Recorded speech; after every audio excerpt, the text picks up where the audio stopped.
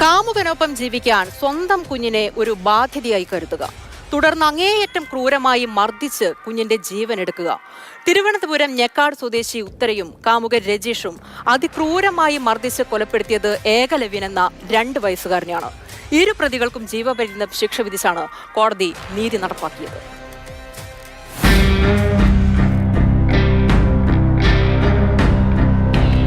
ഞെക്കാട് സ്വദേശി ഉത്തര, കാമുകൻ രജീഷ് എന്നിവർ കുറ്റക്കാരാണെന്ന് കണ്ടാണ് ഇരുവർക്കും ജീവപര്യന്തവും 50,000 രൂപ പിഴയും ശിക്ഷ വിധിച്ചത്.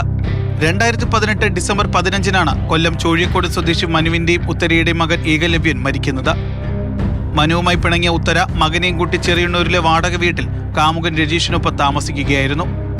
സംഭവ ദിവസം ഛർദിയും വയറിളക്കും ശാരീരിക അസ്വസ്ഥതകളും അനുഭവപ്പെട്ട കുട്ടിയെ വർക്കലയിലെ ഒരു സ്വകാര്യ ആശുപത്രിയിൽ പ്രവേശിപ്പിക്കുകയും തുടർന്ന് വെങ്ങാറമൂട് മെഡിക്കൽ കോളേജിലേക്ക് കൊണ്ടുപോകവേ നില വഷളായതിനെ തുടർന്ന് ആറ്റിങ്ങൽ വലിയകുന്ന് ആശുപത്രിയിൽ എത്തിച്ചെങ്കിലും കുട്ടിക്ക് മരണം സംഭവിക്കുകയായിരുന്നു.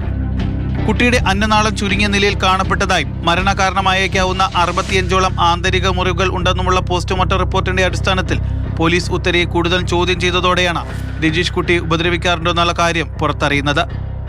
ഏകലവ്യനെ ഇല്ലാതാക്കുകയെന്ന രജീഷിന്റെ ഉദ്ദേശത്തിന് ഉത്തരയുടെ മൗനസമ്മതവും ഉണ്ടായിരുന്നു.